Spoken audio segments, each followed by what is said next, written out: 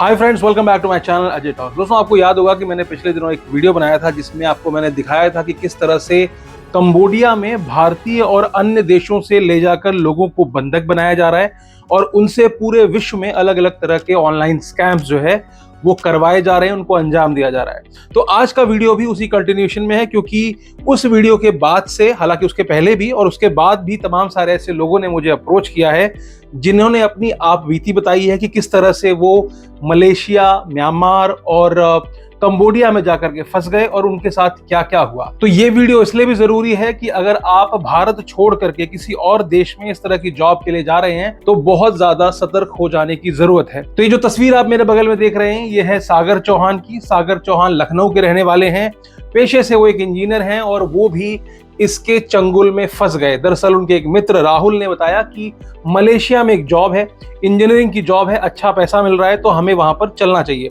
किसी एजेंट के माध्यम से सबसे पहले वो लखनऊ से हैदराबाद जाते हैं, हैदराबाद से वो बैंकॉक जाते हैं और बैंकॉक में वो एक दिन 5 स्टार होटल में रुकते हैं। और वो जो एक दिन जो उन्होंने 5 स्टार होटल में बिताया था, उन्हें बिल्कुल अंदाजा नहीं था कि उसके आगे आने वाले 2 हफ्ते उनके साथ क्या बीतने वाली है। वहां से मलेशिया ले जाने की बजाय एजेंट उनको म्यांमार लेकर चला जाता है। जी हाँ, मैंने पिछले वीडियो में बताया था कि म्यांमार, कंबोडिया, दुबई, लाओस और मलेशिया में बैठ करके स्कैमर जो हैं वो इंडिया समेत तमाम सारे देशों के साथ अलग अलग ऑनलाइन स्कैम्स कर रहे हैं। तो वहीं पर उसी कड़ी में सागर चौहान को ले जाया जाता है। कहां? म्यांमार में ले जाया जाता है। और यहां सागर अकेला नहीं था, सागर अपने 2 दोस्तों अजय और राहुल के साथ में था।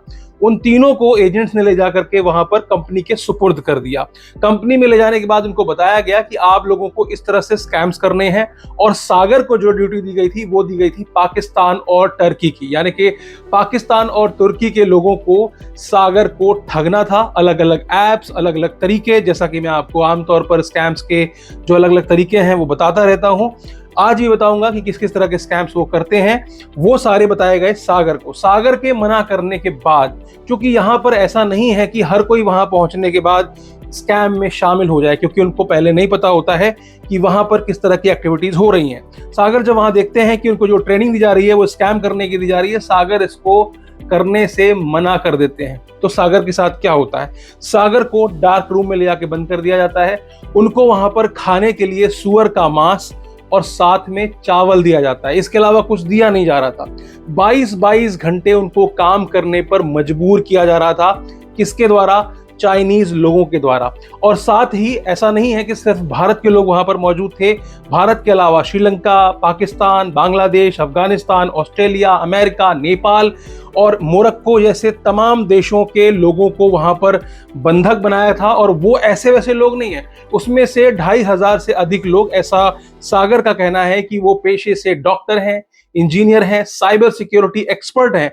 उनको अलग अलग इस तरह के ल्यूक्रेटिव जॉब्स का ऑफर देकर के वहां बुलाया जाता है और एजेंट्स के माध्यम से उनको वहां पर बेच दिया जाता है। उन्हें वहां बंधक बना करके रखा जाता है और उनसे कहा जाता है कि तुम्हें इस तरह की स्कैम एक्टिविटी करनी है।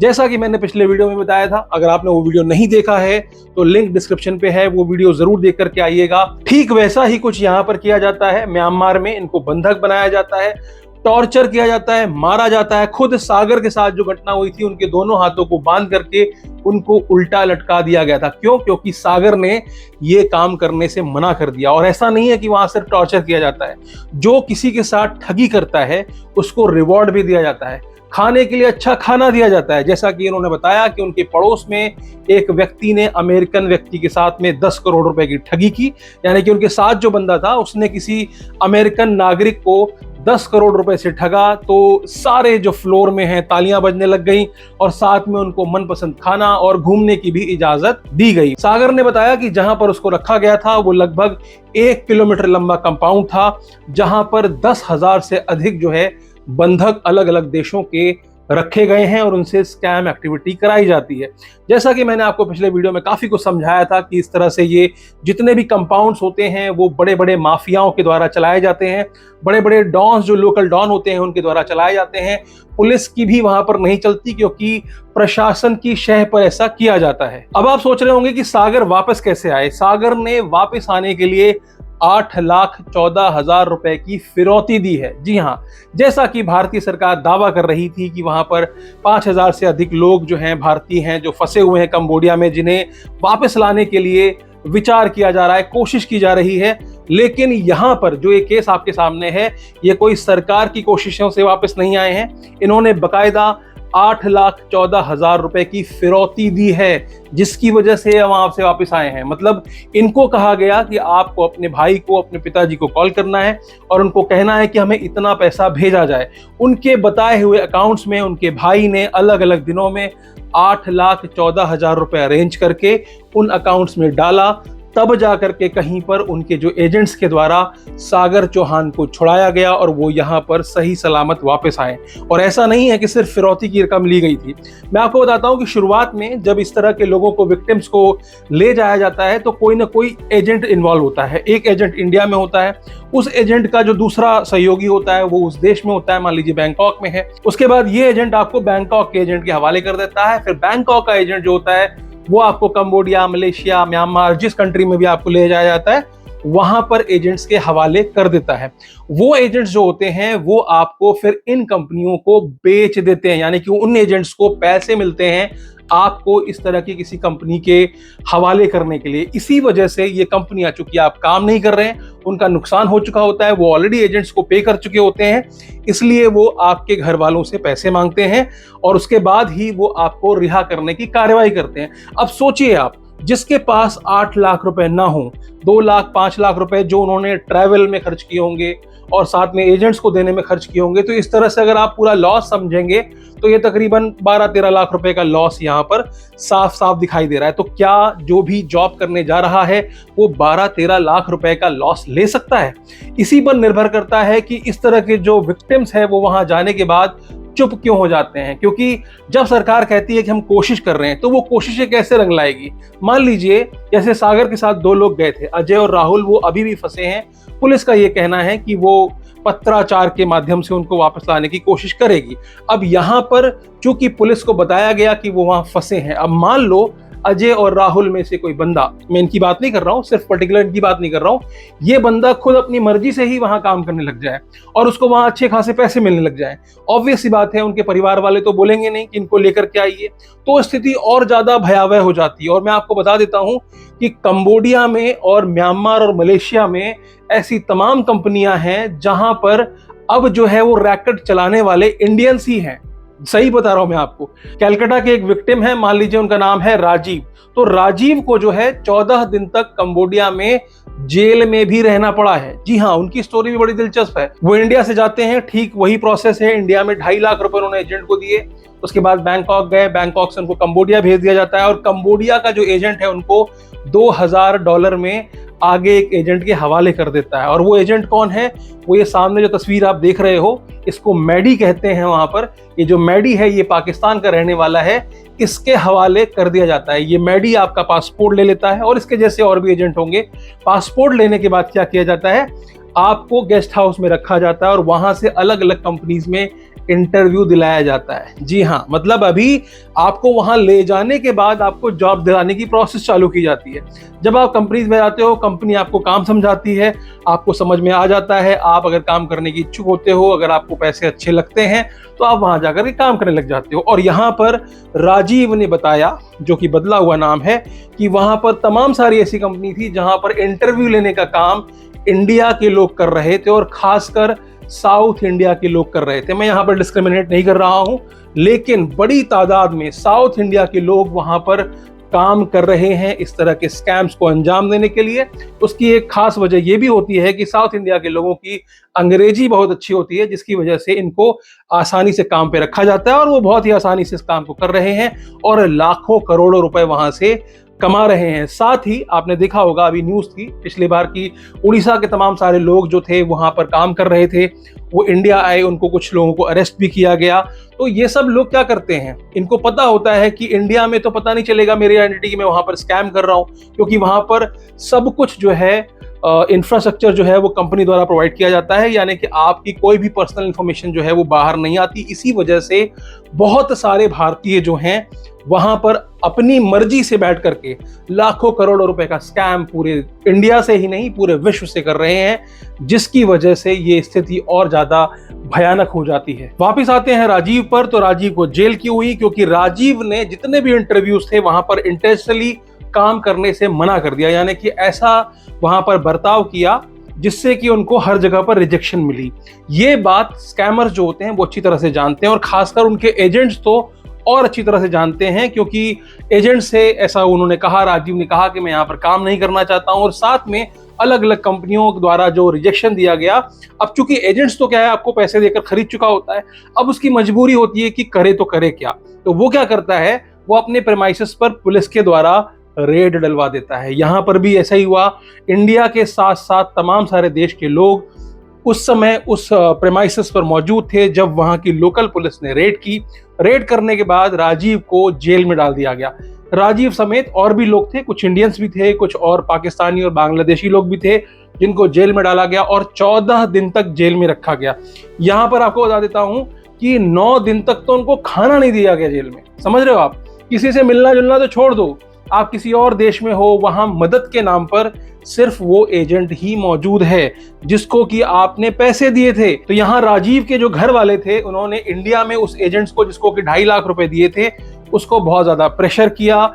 उसने फिर आगे एजेंट से बात की, एक पैसों की बातचीत हुई कि ठीक है, इतने पैसे दे करके वहां से आपको छुड़ाया जा सकता है। उसके बाद वहां पर एयर टिकट करा करके उनके पिता ने वहां से उसको छुड़वाया। तो यहाँ पर जो पुलिस भी होती है, ऐसा आरोप लगाया जाता है कि पुलिस भी इस तरह के छापे जो है वो पैसे खाने के लिए डालती है। देखो, मैं अपनी तरफ से कुछ नहीं बता रहा हूँ, ये सारी बातें जो हैं वो वहां से आए हुए विक्टिम्स के टेस्टिमोनियल्स है जो वो वहां पर बताते हैं।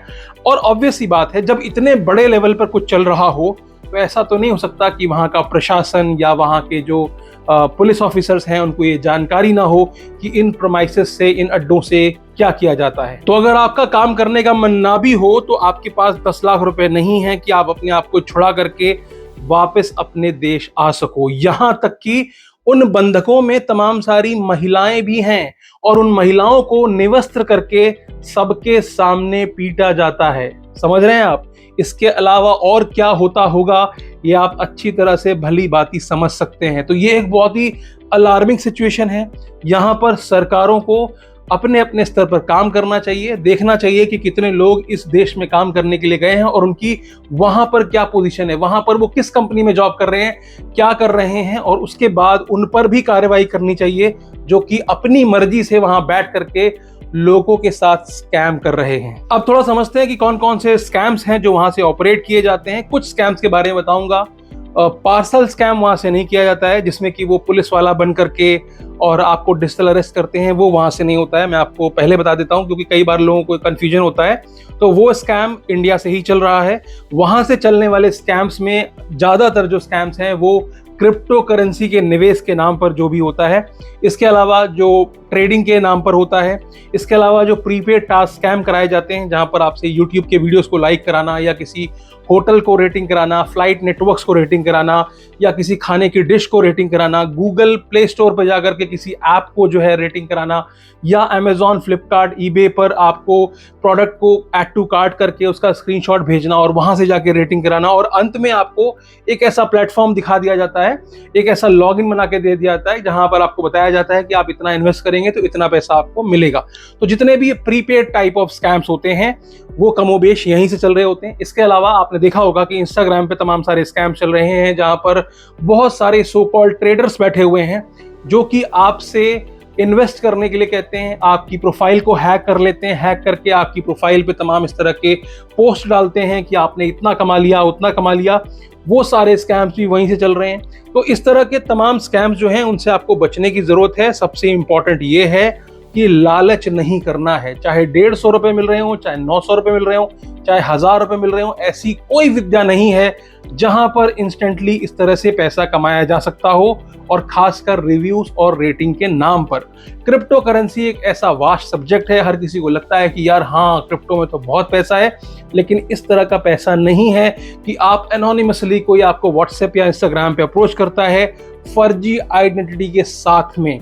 OKX के नाम से एक्सचेंज है, उस एक्सचेंज के नाम से एक फर्जी वेबसाइट चल रही है। वजीर एक्स के नाम से एक्सचेंज है, उसके नाम से एक फर्जी वेबसाइट बन रही है, और वो आपको दिखा रहे हैं, आपको एक उसका लोगो बना के उनकी प्रोटोटाइप वेबसाइट बना देते हैं, और आप उस पर विश्वास कर लेते हैं। देखो भाई, 100 रुपए भी कहीं लगाते हो तो पहले छानबीन कर लो, कहाँ लगा रहे हो, किसके ऊपर विश्वास कर रहे हो। इस दुनिया में ऐसी कोई स्कीम नहीं है जहां पर इंस्टेंटली आपको बिना कुछ किए हुए 500 रुपए लगा करके 1000 रुपए मिल जाने वाले हैं। इसके अलावा लव स्कैम भी चल रहा है, जहां पर डेटिंग साइट पर या इंस्टाग्राम पर आपको एक रिक्वेस्ट आती है, कोई महिला आपको रिक्वेस्ट भेजती है, आपसे दोस्ती यारी करती है, या कोई पुरुष है तो वो महिला को इस तरह से दोस्ती यारी की रिक्वेस्ट भेजता है, बातचीत करता है, इमोशनली उसको अटैच होने के बाद में फिर वो एक इन्वेस्टमेंट प्लान डालता है, और इन्वेस्टमेंट प्लान के हिसाब से उनको क्रिप्टो में इन्वेस्ट करना है, इतना ह्यूज रिटर्न आ जाएगा, अच्छी लाइफस्टाइल दिखाना वगैरह वगैरह। ये सब चीजें वहां से बैठकर की जाती हैं, तो आपको रहना है सतर्क। कोई भी दुनिया में ऐसी चीज नहीं बनी है